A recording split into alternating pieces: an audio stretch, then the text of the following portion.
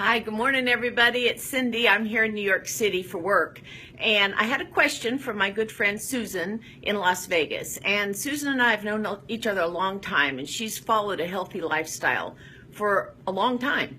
And her question is, well, Cindy, what do you think about artificial sweeteners? Because there's so much in the way of controversy about them. So I'm going to approach this question, or my answer to this. And first off, of course, I'm a nurse, and this is my opinion. And you are certainly, I encourage you to do your own research. This is what I'm all about, is informed self-care.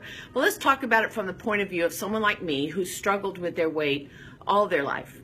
So when we look at my carb addiction, which I've talked about in some of my earlier videos, and we think about the ketogenic lifestyle that I'm following, which means that I'm consuming high amounts of fat, medium amounts of protein, and very low amounts of carbohydrates. So when you go into what we call induction, or you're going into ketosis, you do have to stop all the sugar. So I have a couple of packets here because in every hotel room there's the coffee pot and stuff. So we have the white stuff, that's traditional table sugar. And your body's going to very quickly break this down into glucose. And when it does that, then your blood sugar is going to rise, your insulin's going to rise, etc. So then next to that, and I won't hold up the brand names, but we all know there's pink, yellow, and blue.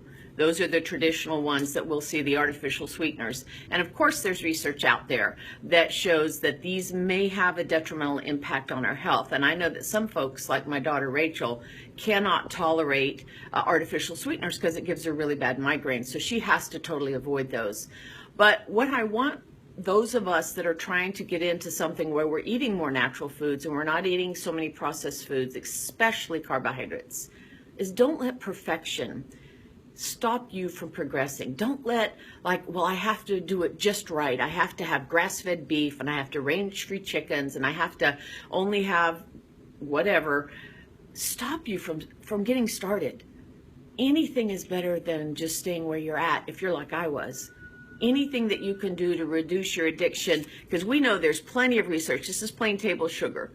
So that's what that is. This is our enemy, all right? So if during the time that you are coming off of a carbohydrate-laden lifestyle, and if you need to use artificial sweeteners,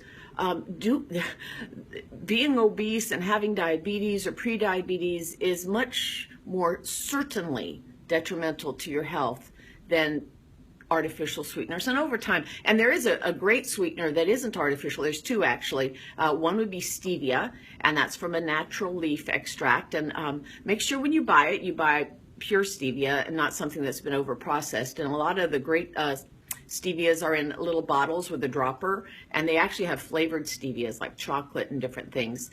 But stevia is a great one because it is natural and it's very sweet. And then there's monk fruit. I can't even spell, M-O-N-K, monk fruit. And those come in little packets. So stevia, typically, if it's in a packet, is green. And monk fruit, I think, they've chosen orange as their color.